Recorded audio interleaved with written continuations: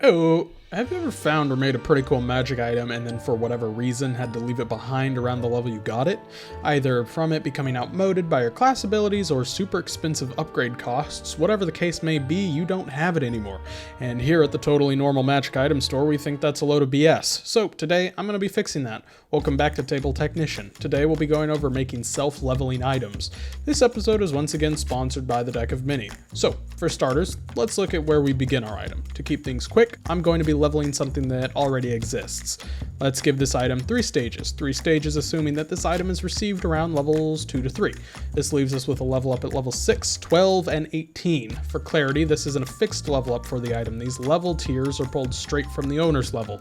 This means you may want to give your item more or less stages depending on how you plan to level it up. Maybe your player gets it later, so 3 levels between player levels 15 through 20 is a little quick. You may opt for only 1 to 2 level ups. Keep that in mind.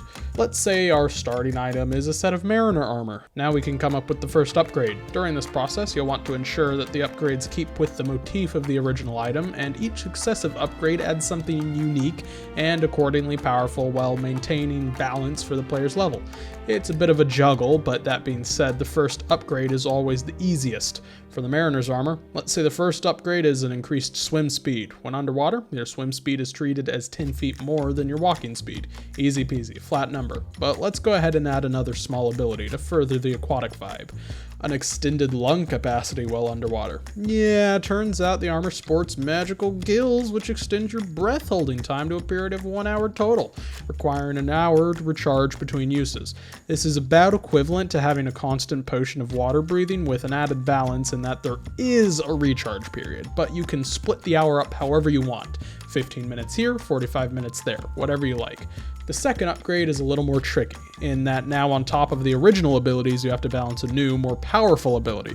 Of course, you can always go the route of just upgrading the powers the item already has, which is fine, but for this example, I'm going to crank it as much as I can. Let's do both. Upgrade an existing perk and add a new one. I'm going to upgrade the swim speed to 20. At level 12, this is where monks gain 20 feet of unarmored movement, so, it works. What? Using handholds like that for balancing is fine, and look at it this way. Monks can only use that if they have no armor or shield, but you only get the speed boost if you're underwater. If you're still not convinced, throwing an attunement requirement on when things get heavy is always a good idea. Hell, if you're a bastard, you could have a fully upgraded item require 2 attunement slots, but this should be fine. As for the new ability, let's add something offensive. Who wants to be a Sea King with no trident? A number of times per day, you can cast Mariner's Fury. This is basically a reflavored lightning bolt. Instead of shocking damage, it deals force. This also means we're subbing out the igniting flammable objects property for the target being pushed back a number of squares on a failed save. If we were to handhold balance this ability, I'd say it could be used 3 times a day, which is around how many 3rd level slots a wizard has at level 12. But of course, none of this is meant to be done on the fly. In most scenarios, you'll have been planning this item for a while before handing it to your player.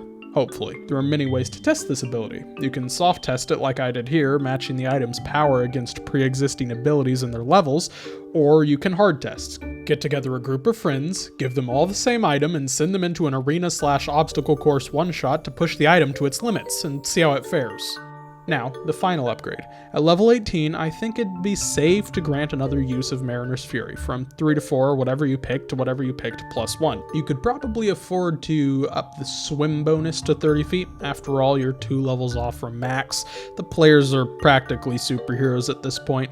Maybe buff the water breathing ability too, granting 24 hours of continuous use, but instead of breaking that time up, it must recharge once coming above water, just to keep things sane. A new ability for this part is really tricky. All I can really say is that this final upgrade, this close to max level, is really nebulous.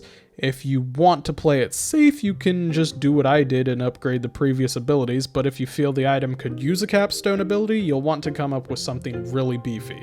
Again, this could be anything, as long as it follows some semblance of balancing. Maybe it's a once-a-day ability to summon 3d6 giant sharks that obey your commands.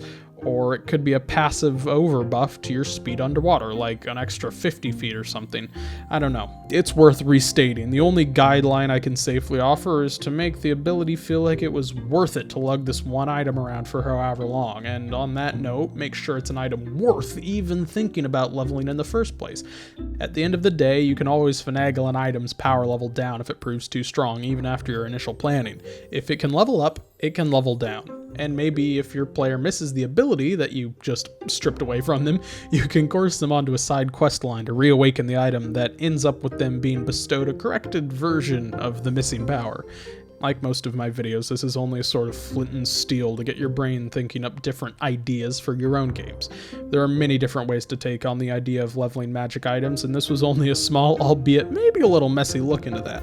This didn't even cover weapons or charms and the like, but I believe it covered the points that should be taken into consideration no matter what the item is. Have you incorporated leveling items into your game? If so, how'd it go? Any tips from your experience? Let me and everybody else know. Closing out, I'd like to thank my lovely sponsors at the Deck of Mini. If you didn't already know, they're doing a new Kickstarter run to fund the final set of animated spell cards. It's for levels 6, 7, 8, and 9, and everyone's invited. These cards are animated on the front, detailed and informative on the back, waterproof, and wonderfully illustrated all across the board. On top of that, they're doing animated tarot cards too. What's not to love? You can find the deets for the Kickstarter in the description. As always, a big thanks to my patrons, Golden Eggs and Geese especially. The scale of your pledges is immense, and considering how the world is right now, words don't do it. You're keeping me afloat, so thank you, and thank you. I'll see you all next time. Bye